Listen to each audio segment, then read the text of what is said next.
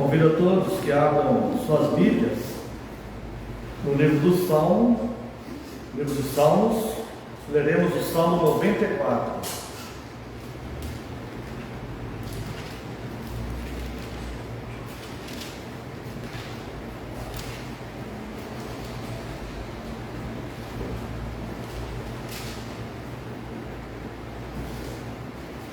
Salmo 94. Ó Senhor, Deus das vinganças, ó Deus das vinganças, resplandece, exalta-te, ó juiz da terra, dá o pago aos soberbos. Até quando, Senhor, os perversos, até quando exultarão os perversos?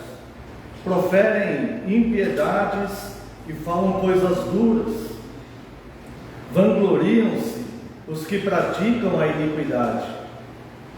Esmagam o teu povo, Senhor, e oprimem a tua herança. Matam a viúva e o estrangeiro, e aos órfãos assassinam.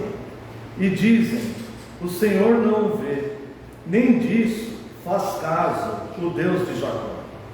Atendei, ó estúpidos, dentre o povo, e vós, insensatos, quando sereis prudentes? O que fez o ouvido, acaso não ouvirá? E o que formou os olhos, será que não enxerga? Porventura, quem repreende as nações, não há de punir? Aquele que aos homens dá conhecimento, não tem sabedoria? O Senhor conhece os pensamentos do homem, sabe que são pensamentos vãos.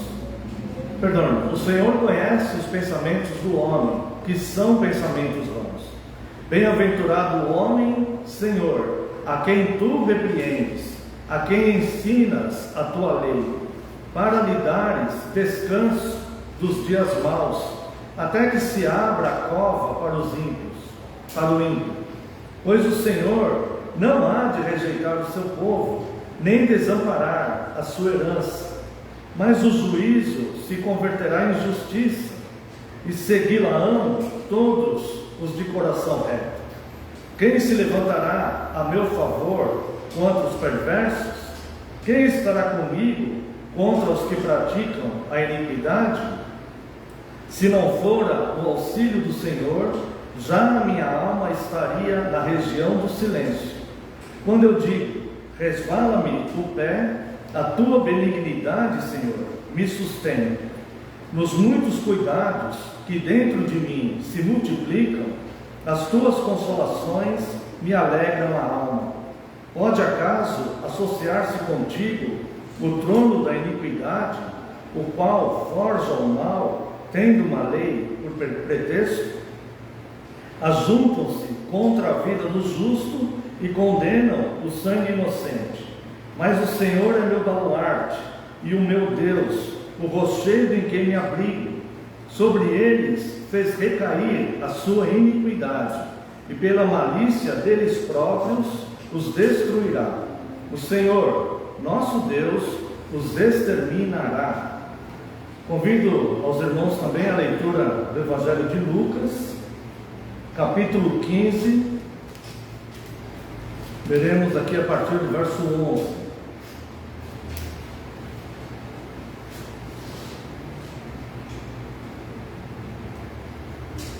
Continuou: certo homem tinha 2 filhos. O mais moço deles disse ao pai: Pai, dá-me a minha parte dos bens que me cabem. E ele lhes repartiu os haveres. Passados não muitos dias, o filho mais moço, ajuntando tudo que era seu, partiu para uma terra distante e lá dissipou todos os seus bens, vivendo dissolutamente. Depois de ter consumido tudo, sobreveio àquele país uma grande fome, e ele começou a passar necessidade. Então ele foi e se agregou a um dos cidadãos daquela terra, e este o mandou para os seus campos a guardar os porcos. Ali desejava ele fartar-se das alfarrobas que os porcos comiam, mas ninguém lhe dava nada.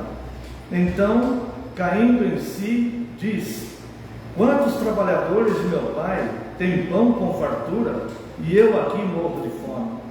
Levantar-me-ei e irei ter com o meu pai, e lhe direi: Pai, pequei contra o céu e diante de ti, já não sou digno de ser chamado teu filho. Trata-me como um dos teus trabalhadores. E levantando-se, foi para seu pai. Vinha ele, ainda longe, quando seu pai o avistou, e compadecido dele, correndo, o abraçou e beijou. E o filho lhe disse: Pai, pequei contra o céu e diante de ti, já não sou digno de ser chamado teu filho. O pai, porém, disse aos seus servos: trazei depressa a melhor roupa, vestiu-o, ponde-lhe um anel no dedo e sandálias nos pés. Trazei também e matai um novilho cevado, comamos e regozijamo-nos, porque este meu filho estava morto e reviveu, estava perdido e foi achado. Até aqui, convido a amada congregação a uma pequena oração. Senhor, Deus de toda a glória, Senhor que é todo-poderoso, que tem o controle do curso da história nas suas mãos e que ama o teu povo, Deus, aquele que agracia com bênçãos o fruto da tua herança, a semente da tua descendência em Cristo. A ti, Deus, nós rogamos pela tua graça, que teu Espírito Santo venha nos iluminar essas duas passagens da tua santa palavra que foram lidas aqui. Que nós possamos entender a tua vontade, ouvir, guardar e praticar, e que seu nome seja glorificado. Que neste momento, Senhor, eu diminua e só prevaleça a tua palavra, porque a tua palavra é a verdade. No nome santo de Jesus é que nós oramos. Amém, Senhor. Bem, às vezes todos nós temos a tendência de olharmos muito para fora, olhamos para coisas, olhamos para situações, olhamos para pessoas, e poucas vezes nós dirigimos o nosso olhar para nós mesmos. De onde vêm os conflitos? Deveríamos nos perguntar às vezes. Essa é uma pergunta importante que nós deveríamos fazer até com uma certa frequência. No Salmo 94 que nós lemos, no verso 19, o salmista diz: nos muitos cuidados que dentro de mim se multiplicam, as tuas consolações me alegram a alma. O salmista ele chega aqui a uma conclusão sobre si mesmo. E ele percebe que há muitos cuidados que estão se multiplicando dentro dele. E se nós olharmos primeiro o verso 19, quando ele diz isso, e depois nós voltarmos a ler o salmo todo, nós temos a sensação que aquela indefinição que ele apresenta no começo do salmo, quando ele se preocupa com os perversos, ele começa o salmo clamando por vingança. Oh, Deus das vinganças resplandece. Ele estava aborrecido, em conflito, ele estava indignado a ver os perversos, e parece que esses perversos, parece que Deus não estava vendo esses perversos. E enquanto ele tinha esse tipo de pensamento, que era um pensamento de incredulidade, é um pensamento da dureza da incredulidade, quando é produzida no coração das pessoas, os cuidados estavam se multiplicando dentro dele, porque ele se distanciou daquele que é o Pai das consolações, daquele que é o que governa todo o universo. E ele começou a mergulhar no seu próprio conflito interior, e todo aquele conflito que ele estava passando foram cuidados que foram se multiplicando dentro dele, como se ele estivesse submergindo e não tivesse uma forma de se salvar dessa situação. Mas parece que quando chega no verso 11, ele parece que teve um relance ali de realidade. E ele fala assim: o Senhor conhece os pensamentos dos homens, sabe que são pensamentos vãos. Olha só que interessante, né?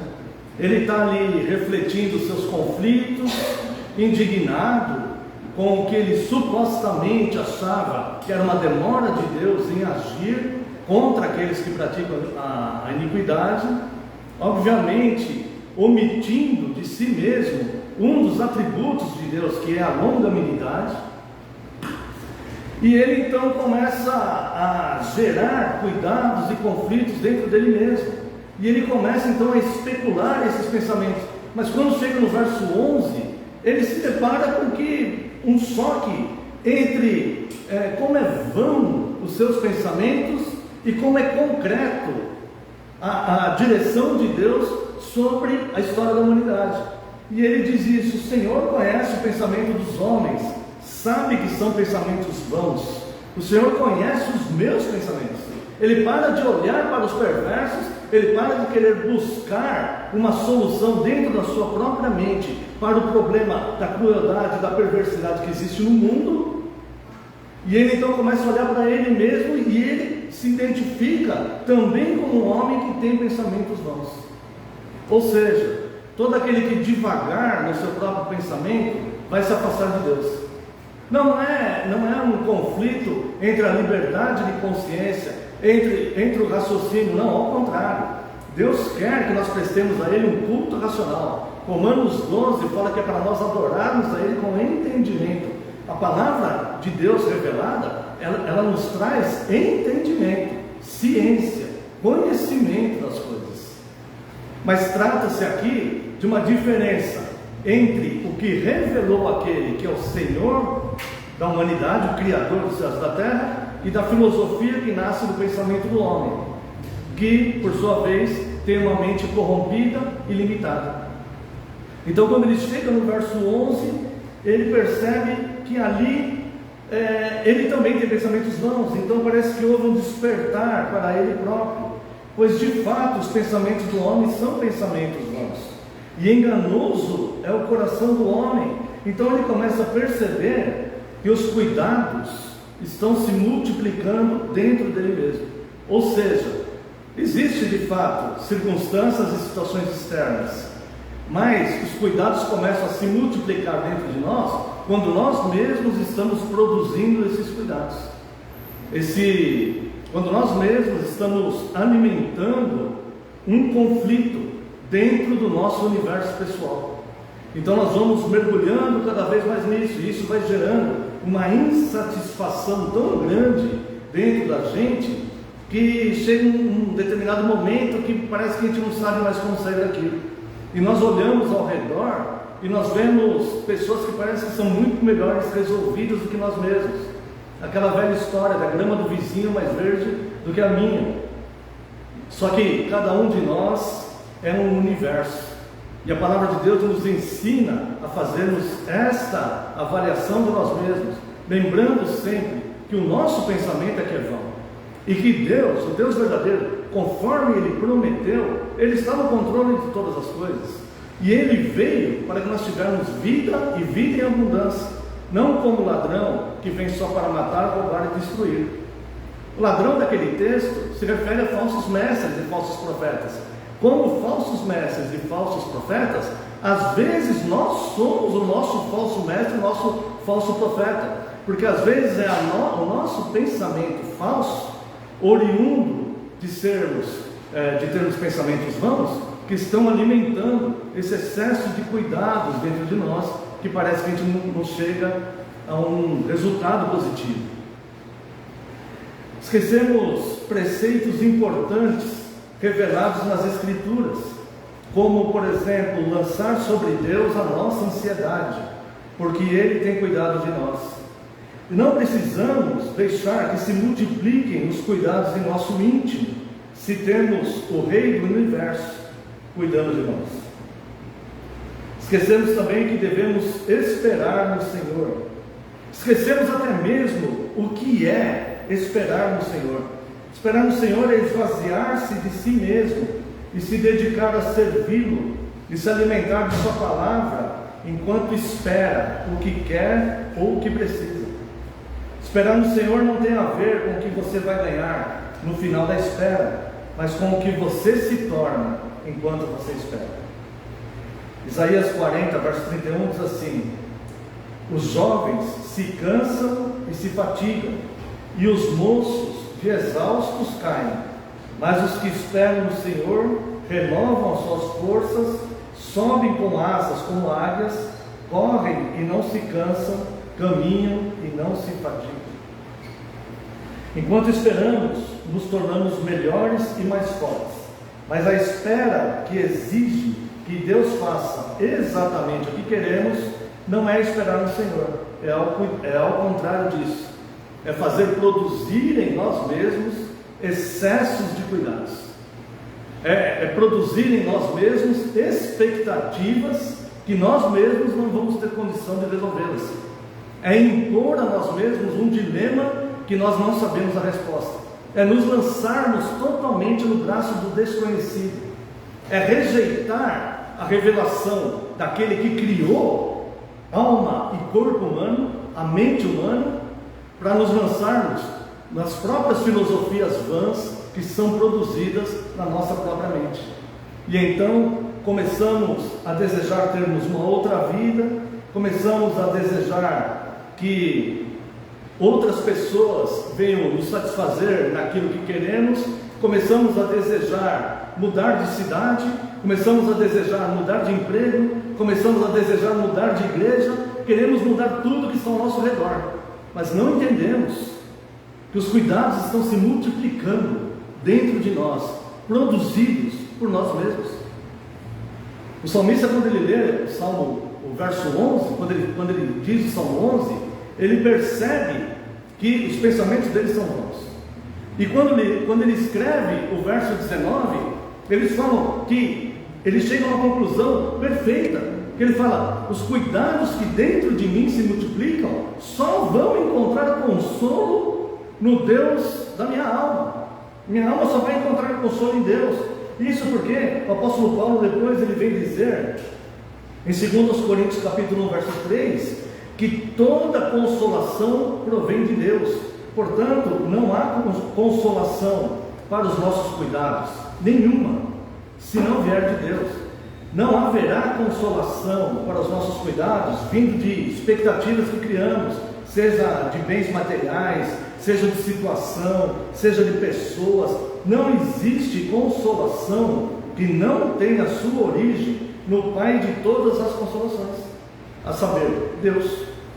Por isso o salmista diz: nos cuidados que dentro de mim se multiplicam, as suas consolações me alegram a alma. Só as consolações de Deus podem nos trazer alegria na alma. Até o versículo 19, até o versículo 11, o salmista estava atormentado com as situações que estavam ao seu redor, e ele estava submergindo aquilo, quando de repente ele percebe que é o pensamento dele que está afogando ele mesmo, pensamentos vãos, e ele então fala para si mesmo que as consolações vêm de Deus, e a consolação que vem de Deus alegra a alma dele, mesmo inserido numa circunstância adversa, como ele descreve a partir do verso 1, quando ele está chamando Deus das vinganças para que resplandeça e se manifeste. Assim, a exemplo de Cristo, que se esvaziou da glória de ser Deus, nós devemos nos esvaziar dos excessos de cuidado que a mente e o coração criam, e devemos começar a esperar no Senhor. Enquanto isso, devemos lembrar do Salmo 50, verso 15, que diz: invoca-me no dia da angústia e eu te livrarei. Essa promessa é segura. Esses cuidados que dentro de nós se multiplicam foi o que aconteceu na mente do filho pródigo. Desejos, expectativas, curiosidades acabaram gerando nele cuidados sobre si mesmo, que se multiplicaram. Então ele foi assim, totalmente desesperado do desejo para a ação. Ele exigiu o que julgou que era seu e decidiu se afastar da casa do pai. O filho pródigo, quando ele tomou essa decisão impulsiva, essa decisão impensada, essa decisão insensata, ele não considerou bem as coisas. Ele não percebeu que era dentro dele que estava aumentando os cuidados. E ele tomou a decisão pior que ele poderia tomar. Ele se afastou daquele que agia com providência sobre a vida dele. Ele achou que indo para terras distantes, ele achou que indo alimentar os seus desejos, ele achou que com a herança que ele havia recebido, ele tinha uma autossuficiência para se manter distante do Pai. E ele baseou a sua decisão em cima de um pensamento totalmente vão, totalmente despreparado. E ele então partiu, tendo recebido a sua herança, partiu para um país muito distante, diz o texto. Essa distância aqui, irmãos, significa distância de Deus. Ele partiu para um país muito distante. Ele largou aquele que o protegia, ele largou aquele que o gerou, ele largou a casa onde tinha trabalhadores a serviço de seu pai, ele largou o seu pai que era misericordioso. Ele não percebeu que seu pai atendeu o seu pedido quando deu a herança para ele. A exemplo de Romanos 1, Deus entrega o homem ao seu próprio erro muitas vezes. Quando o homem ele quer muito erro, o pior que pode acontecer para ele é Deus conceder que isso seja satisfeito, porque o erro vai gerar suas consequências, e a dor e a lágrima virão exatamente. Por isso que Jesus nos ensina na oração: não seja como a minha vontade, mas seja conforme a tua vontade, porque a vontade de Deus, que é boa, perfeita e agradável. E o filho pródigo então, ele começa a basear a sua decisão, vai para a ação, deixa o pai, vai para um país muito distante, que significa distância e esquecimento de seu pai, pai que lhe provia casa e bens. Aí ele dissipou toda aquela herança, vivendo dissolutamente. Ele dissipou a herança, porque não tinha mais um provedor. Quando nós temos o provedor, a herança nunca acaba, porque o provedor está ali, provendo. Mas quando nós achamos que já estamos seguros com o que temos, e nós abandonamos o provedor, uma hora a herança vai acabar, porque a fonte secou. Não há mais um provedor ali. É como você encher um galão de 200 litros de água. Você acha que você tem água suficiente, mas não tem mais provedor ali. Você pega aquele galão e você leva muito longe da fonte, e você vai para o meio do deserto, porque você pensa assim: não, eu tenho 200 litros de água nesse galão, eu não vou passar sede. E você fica no deserto bem longe da nascente da água, e você vai consumindo aquela água, até o momento que você vai colocar lá, caiu uma gotinha, e já não tem mais nada. Então acabou a providência, acabou o recurso. O recurso acaba quando acaba, é questão de tempo para o recurso acabar, quando acaba a providência. E então ele dissipa toda a herança, vivendo dissolutamente. Não queria ser do tipo que espera no Senhor, mas queria que seus prazeres imediatamente fossem satisfeitos. Mas ele não contava com a dinâmica da vida. Verso 14 diz que sobreveio àquele país uma grande fome.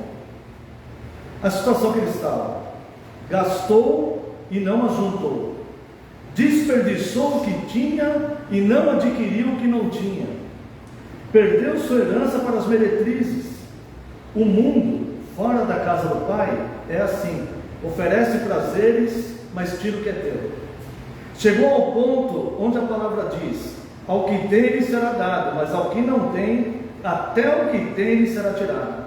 E ele era contado agora como um que nada tinha.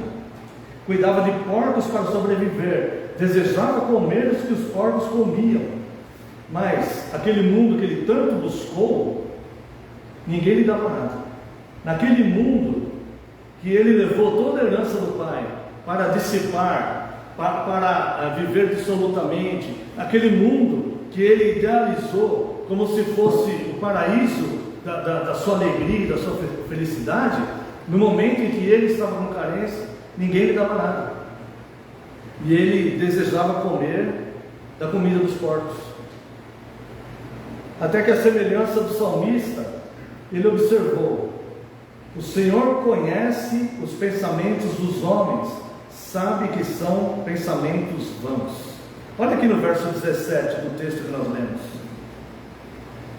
Então, caindo em si. É exatamente o que aconteceu com o salmista do Salmo 94. O Senhor conhece os pensamentos dos homens. Por que eu estou mergulhado em todo esse conflito, indignado com toda essa situação, deixando multiplicar dentro de mim tantos cuidados, criando tantas expectativas, desejando ações imediatas que solucionem, que tragam uma espécie de alívio para mim? Por que eu estou deixando esses cuidados todos me dominar? É porque o pensamento do homem é vão, e Deus sabe que o seu pensamento é vão. Aquele salmista também caiu em si. E aqui, o filho pródigo precisou dissipar toda a sua herança, precisou que o mundo lhe roubasse tudo que era seu, precisou estar numa situação onde ele desejava comer a comida dos porcos, sair da casa do pai provedor, até o momento de desejar comer a comida dos porcos. Mas ele também caiu em si, como o salmista. E o verso 17 diz: caindo em si, disse: quantos trabalhadores de meu pai têm pão com fartura, e eu aqui morro de fome.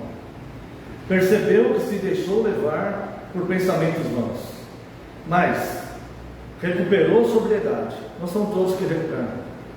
Refletiu sobre como era a vida, ou como é no presente a vida na casa do seu pai.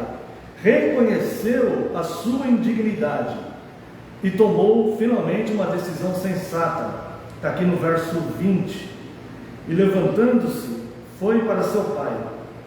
Vinha ele ainda longe, quando seu pai o avistou, e compadecido dele, correu, o abraçou e o beijou. Levantando-se, foi para seu pai. Algumas pessoas, elas, quando deixam o provedor, elas vão dissipar toda aquela herança, como é o curso natural. E quando elas estiverem numa situação de miséria, que era a mesma situação de miséria que elas estavam quando foram convidadas à casa do pai, elas deixam de novo a casa do pai, e quando estão de novo naquela situação de miséria, e estão desejando comer a comida dos porcos, não caem em si, continuam desejando as coisas baixas da vida, que nunca vão poder satisfazer. Da mesma forma que o filho pródigo, quando ele estava na casa do pai, quando ele tinha providência, quando ele tinha assistência, quando ele tinha um bom alimento sobre a mesa, ele desejava viver longe da casa do pai. Algumas pessoas que foram para longe da casa do pai não conseguem mais reverter a situação. Elas não conseguem mais cair em si. A insensatez foi tão grande que Deus as entregou ao próprio erro. Eu quero convidar você a ler 3 versículos na carta aos Romanos, e eu gostaria que você lesse ou ouvisse esses versículos com temor no seu coração, com muito temor no seu coração, para que não haja a insensatez de afrontar tanto a Deus com a incredulidade do coração, com a dureza do coração, fazendo preservar na tua vida mais os teus desejos e expectativas do que a vontade de Deus, para que Deus não te entregue ao seu próprio erro, porque erro é o que não falta em nós. Se nós deixarmos os erros ficarem dominando, todos nós vamos submergir. É por isso que nós precisamos da palavra de Deus. Mas quando Deus entrega o homem ao seu próprio erro, de lá o homem não sai mais, a não ser que o próprio Deus o tire de lá. E eu quero convidar você aqui,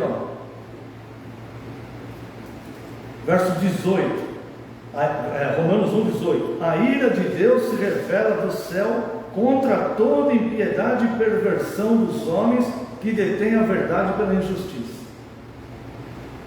Verso 24.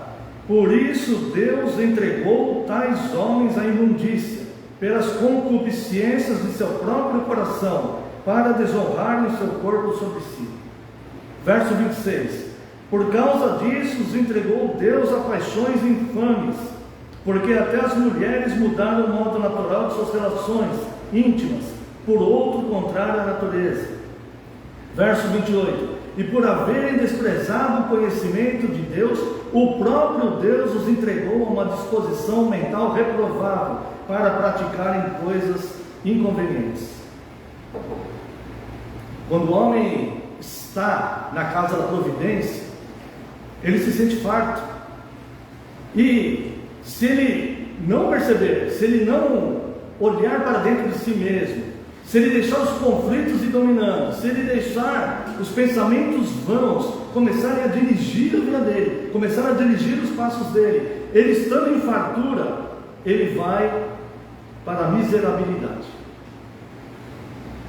que é o estado natural do ser humano, longe de Deus.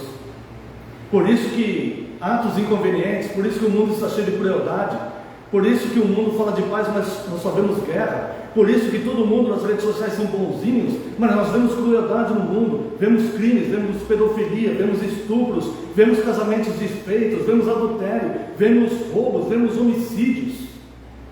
Ora, se todo mundo é bom, por que o mundo é mau? Se o mundo, ele é reflexo do que as pessoas fazem. Então nós precisamos a providência de Deus, porque senão nós seremos levados por essa máquina gigantesca, essa engrenagem de perversidade, de incredulidade, de relativizar todas as coisas. Cada um vai ter a sua própria verdade, e as pessoas vão chamar essas verdades de amor. A pessoa vai chamar o seu próprio pecado de amor, e vai se perdendo.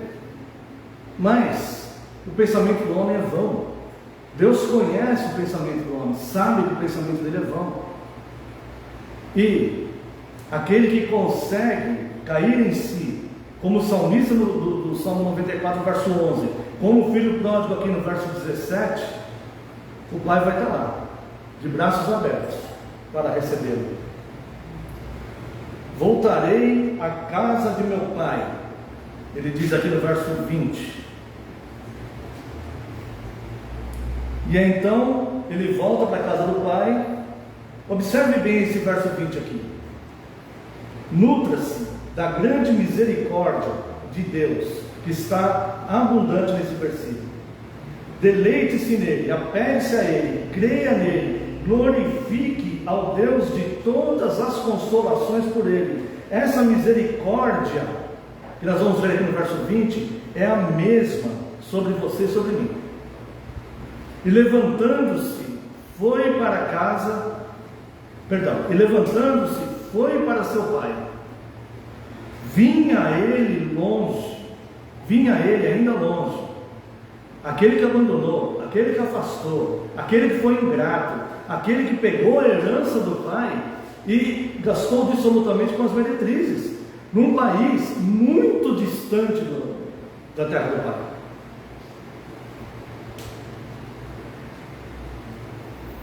Foi para seu pai, vinha ele ainda longe, quando seu pai o avistou, e compadecido dele, correndo, o abraçou e o beijou. Talvez a melhor definição de graça, da graça de Deus, talvez a melhor definição da misericórdia de Deus, talvez a melhor definição do porquê que Deus nos alcançou, por que Deus nos alcançou, nos congregou, por que Deus fez isso por nós. Talvez a melhor definição seja esse atributo de Deus, santo e perfeito, como todos os outros, é claro, que se chama compaixão. O pai teve compaixão dele. Sabe quando o texto fala que ele desejava comer a comida dos porcos, mas ninguém lhe dava nada? O mundo não tinha compaixão dele. As pessoas não tinham compaixão dele. As pessoas estavam ao redor dele enquanto ele tinha herança. Quando ele gastou absolutamente toda a sua herança, ninguém mais tinha compaixão dele. As pessoas olhavam para ele como um criador de porcos. Quem vai querer estar ao lado de um criador de porcos? Aquelas mulheres que ele pagou o vinho, será que queriam estar com ele agora, desejando comer a comida dos porcos? Aqueles amigos que estavam com ele, se divertindo, será que poderiam ir lá, entrar na lama, para tirar ele de lá e dar uma refeição decente para ele? Por que ninguém fazia nada? Porque a situação dele era de miséria absoluta. Irmãos, nossa sociedade hoje, no século 21, existem pessoas, cada pessoa é um universo. Nós vemos o exterior das pessoas, nós não vemos o interior das pessoas. Existem pessoas que estão em miserabilidade absoluta. Miserabilidade absoluta. É por isso que as pessoas se perdem. É por isso que as pessoas muitas vezes se entregam a depressões. É claro que a depressão é uma patologia. É uma patologia, sem dúvida.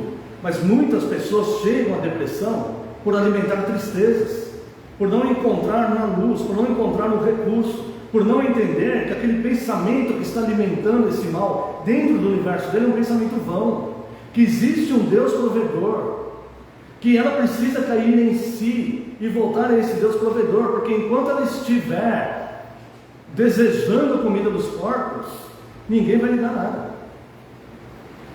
ninguém vai sequer olhar para ela como ela gostaria que olhasse, ou ele, né, a pessoa, né? Ninguém vai olhar para aquela pessoa como aquela pessoa queria que alguém olhasse. Essa compaixão que nós vemos aqui no verso 20, quando o pai ainda avistou ele ainda longe, ele estava longe. Lembra que ele preferiu para um país distante e ele se distanciou de Deus? Bem, Deus ele é onipresente. O homem está longe, mas Deus está perto. Ele está em todos os lugares. E quando aquele homem ainda estava longe de Deus, mas ele já havia caído em si, Deus o avistou ali na situação que ele estava. E Deus viu um filho amado desejando comer comida dos porcos. Deus viu um filho amado em situação de miséria, onde ninguém dava nada, onde aquelas pessoas que até o outro dia estavam rindo com ele, agora sequer queriam passar perto. Não deveria ser agradável nem mesmo o odor dele, o cheiro dele, por viver ali. Havia repugnância das pessoas sobre a vida dele. O pai de toda consolação, de longe já o avistou e de braços abertos o recebeu. Essa misericórdia é a mesma sobre você e sobre mim. É essa misericórdia que faz o pai avistar ainda longe o filho necessitado. É ela que promove o encontro daquele que estava perdido com o pai consolador. É ela que corre com a sua graça e alcança o ingrato pecador. É ela que leva o pai a compadecer-se daquele que um dia o abandonou, preferindo as meretrizes. É ela que impulsiona os santos braços do pai a receber e abraçar o filho amado que havia se perdido um dia. E após a confissão de sua miséria, que nós vemos aqui no verso 21, e o filho lhe disse: Pai, pequei contra o céu e diante de ti, já não sou digno de ser chamado teu filho. Isso aqui é uma penitência. Irmãos, há um erro recorrente nos nossos dias, ensinado até em alguns púlpitos, que diz que nós, quando já fomos alcançados pela graça, não precisamos pedir perdão pelos pecados. Isso é um erro, irmãos. Aos que acreditam nisso, peço desculpas de todo o meu coração, mas é um erro. Diante da palavra de Deus, isso é um erro. Nós devemos ser penitentes. O apóstolo João diz: filhinhos, não pequeis. Caso alguém pecar, temos advogado junto a Deus, Cristo Jesus, o justo. Existem pecados para a morte que eu nem peço que orem.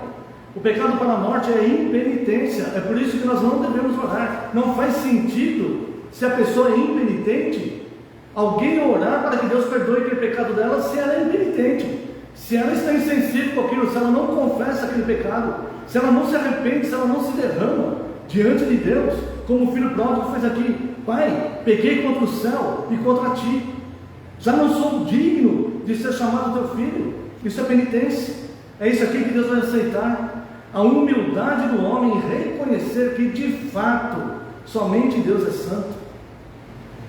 O homem não pode ficar em estado de impenitência. Para esse pecado impenitente, João fala: para esse nem peço que ore, porque não faz sentido. Como que eu vou orar pelo pecado da pessoa que eu mais amo? Por mais que eu ame uma pessoa na minha vida, como que eu vou orar para Deus perdoar o pecado dela, se ela não está arrependida daquele pecado, ou ele? Não dá. É necessário arrependimento, é necessário regeneração, é necessário cair em si, é necessário entender que o pensamento do homem é vão.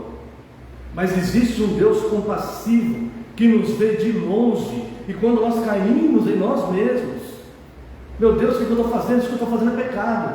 Irmãos, não existe outro nome para o pecado. O nome do pecado não é amor, o nome do pecado não é liberdade de consciência, o nome do pecado não é modernidade.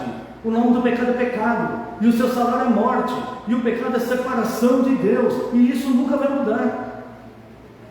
Mesmo que as gerações mudem, mesmo que os conceitos na mente das pessoas mudem, a palavra de Deus nunca vai mudar, o conceito de Deus nunca vai mudar, a moral de Deus nunca vai mudar. O pecado vai continuar sendo pecado, e o pecado vai matar, o pecado vai separar a pessoa de Deus, o pecado vai jogar a pessoa nos seus próprios erros, o pecado vai fazer uma alma passar uma eternidade inteira no inferno, onde a fumaça do seu tormento subirá pelos séculos dos séculos, porque ele vai continuar sendo pecado, mesmo que os homens inventem um nome bonitinho, ou uma razão bonita para ser aceito socialmente, ou uma causa, ou um movimento para se defender, ainda assim continuará sendo pecado. E aqui, irmãos, nós vemos que após a confissão de sua miséria, o pai lhe beija do mundo mau, onde ele passava fome e ninguém lhe dava nada, a volta ao afeto sincero de um pai de amor. O pai não se importou que ele estava no meio de porcos, o pai não se importou que ele estava enlamaçado, o pai não se importou que ele não estava cheirando bem. O pai correu, abraçou e beijou aquele filho que vinha do lamaçal, que vinha de chafurdar junto com os porcos, desejando comer do que os porcos comiam, de miséria absoluta, de impurezas absolutas. O pai correu e abraçou. Salmo 147, verso 15, diz que quando Deus dá sua ordem, a palavra de Deus corre veloz pela terra. E o pai correu e abraçou. Agora o filho pródigo passa pelo processo da aceitação. O pai manda que lhe vista, assim como Adão precisou de novas vestes, e Cristo ordena as vestes da imortalidade anunciada no santo batismo em seu nome. O pai manda que lhe deem um anel, o selo da santificação do Espírito Santo. O pai ordena que lhe deem novas sandálias, ou seja, já não andava mais descalço como os escravos, já não era mais escravo no pecado, agora tinha os pés formosos daqueles que pregam boas novas. Por fim, o novilho cevado. Você já pensou, ao ler essa parábola? É uma parábola bem conhecida, né? Até os de fora conhecem essa parábola. Você já meditou nessa passagem sobre o novilho cevado? Você já alguma vez entendeu o que representa esse novilho cevado? Ele representa Cristo. Após o pai o vestir com as roupas da pureza pelo santo batismo, dar o anel que representa o selo do Espírito Santo, calçar as suas sandálias para dizer: olha filho, agora você não é mais escravo do pecado, agora são formosos os seus pés, porque o que teu pai te fez, você vai anunciar para as pessoas. Quão formosos são os pés daqueles que anunciam boas novas. E depois de tudo isso, o novilho cevado. Verso 23. Trazei também e matai o novilho cevado, comamos e regozijemos. Novilho cevado é o próprio Cristo, sacrificado por amor a esse jovem pródigo, e que agora irá alimentá-lo com um alimento que não permitirá mais que ele tenha fome. Agora ele será alimentado de uma forma que ele se sinta feliz na casa do Pai. Agora ele se sente alegre. Agora não falta mais alimento, não tem mais sede. Ele não vai mais desejar comer a comida dos porcos. Isso agora ficou no passado dele. Agora ele vai viver em novidade de vida, pela providência do Pai, que matou o novilho cevado por amor a ele. Agradou a Deus. Olha só, o amor que Deus tem por você, Igreja de Cristo. Agradou a Deus moer o seu próprio filho, seu Filho Santo, na cruz do Calvário, para que você fosse alcançado com a sua compaixão, você fosse alcançado pela graça, para que você não precisasse ficar só afogando na lama, nem desejando comer a comida dos porcos, para que você não precise ficar com seus pensamentos vãos, iludido, gastando a tua herança dissolutamente.